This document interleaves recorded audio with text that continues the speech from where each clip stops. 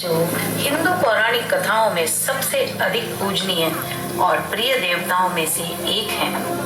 यह कहानी बताती है कि कैसे गणेश जी विघ्नहर्ता और बुद्धि के देवता दिव्य प्रेम, अप्रत्याशित घटनाओं और ब्रह्मांड के भीतर शक्तिशाली शक्तियों के परस्पर क्रिया के माध्यम से अस्तित्व में आए। गणेश जी को विघ्नहर्ता, बुद्धि और ज्ञान के संरक्षक और शुभता के प्रतीक के रूप में पूजा जाता है। हमारी कहानी शुरू होती है हिमालय के सबसे ऊंचे पर्वत कैलाश पर्वत से। यहाँ रहते हैं श्री गणेश जी के पिता भगवान शिव शंकर और माता पार्वती। शिव जी के सबसे बड़े सेवक नंदी जी हैं और उनके गणों की बड़ी ही सेना है। यहाँ से शुरू होती है हमारे प्यारे गणेश जी की कहानी। हिंदू पौराणिक कथाओं में से यह ज्ञात होता है कि माता पार्वती ने अपने शरीर के मैल से गणेश जी को बनाया था। जब उन्होंने एक ऐसे द्वारपाल की आवश्यकता महसूस की जो उनके स्नान के समय किसी को भी अंदर ना आने दे।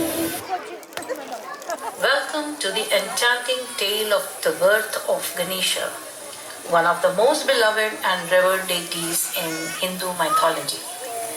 This story tells how Ganesha, the remover of obstacles and the god of wisdom, the patron of intellect and the symbol of good fortune, came into being through a blend of divine love, unexpected events, and the interplay of powerful forces.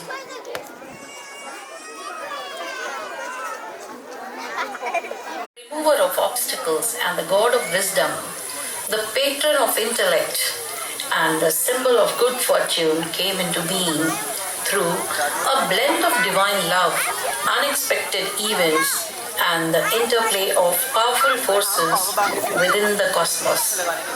We present to you the captivating tale of Ganesha's birth. We hope you find the story engaging, insightful, and filled with the richness of Hindu mythology.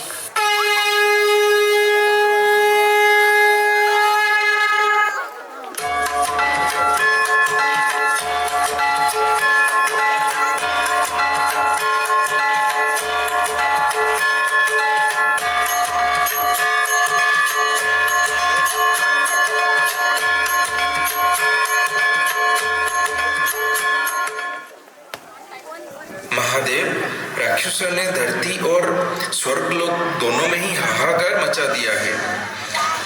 आप कृपया संसार में संतुलन बनाए रखने के लिए इन राक्षसों का संहार करें।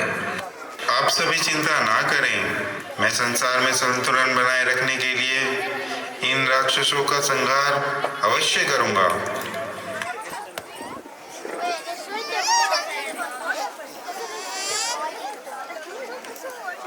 में बिना आज्ञा कोई प्रवेश नहीं कर सकता, फिर भी अपनी सुरक्षा के लिए मुझे कुछ करना ही चाहिए।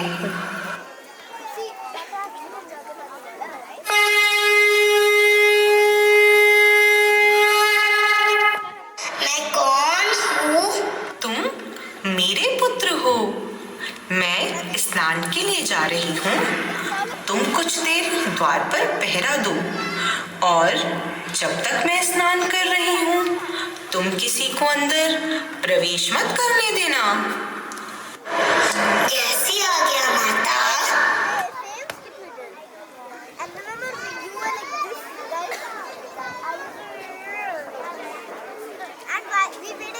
यह समाचार मुझे सबसे पहले पार्वती को देना चाहिए।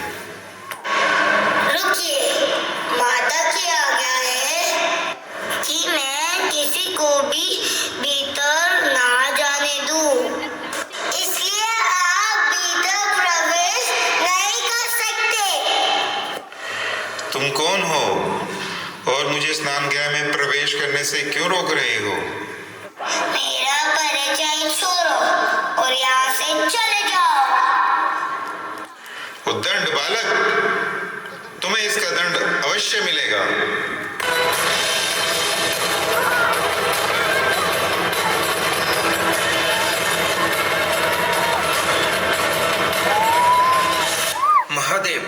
यह युद्ध रोक दीजिए। पुत्र गणेश, तुम शिव जी से अपने अपराध के लिए क्षमा मांग लो और इस युद्ध को विराम दो। क्षमा मुझे नहीं, इन्हें मानना चाहिए। माता की आज्ञा सुनकर भी ये प्रवेश करने जा रहे हैं। अपनी गलती मान लो बालक, नहीं तो महादेव के क्रोध से तुम्हें कोई नहीं बचा पाएगा। रहने दीजिए ब्रह्मदेव, मुझे इस बालक को दंडित करना ही होगा। माता माता माता।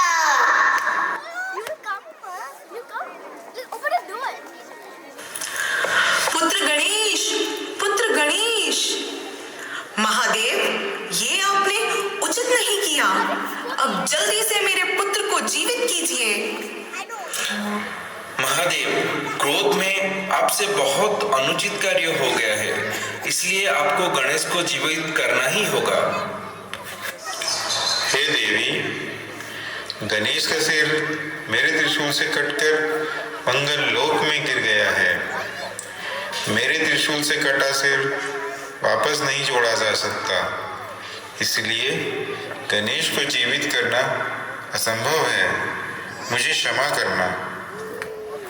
महादेव, यदि आपने मेरे पुत्र को जीवित नहीं किया तो मैं अपने क्रोध से सारे संसार को भस्म कर दूंगी। महादेव, बालक गणेश को जीवित किया जा सकता है। किसी ऐसे बालक का सिर जो आपके त्रिशूल से न काटा गया हो, बालक गणेश के धड़ से जोड़ा जा सकता है। इसलिए आप अपने गणों को आदेश दें कि वो उत्तर दिशा से ऐसे बालक का सिर लाएं जिसका चेहरा उत्तर दिशा में हो और जिसकी माँ उसकी ओर पीट करके सो रही हो।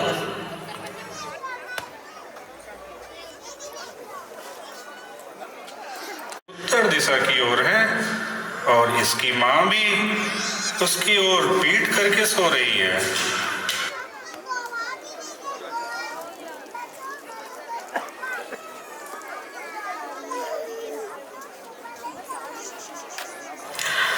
आपने मेरे पुत्र को एक हाथी का मस्तक क्यों लगाया? अब सारा संसार मेरे पुत्र का उपहास करेगा।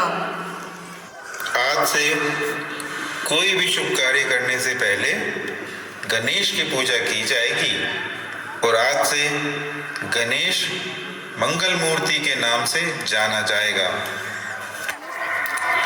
मैं इसे वरदान देता हूँ कि युगों युगों तक सब इसकी पूजा करेंगे।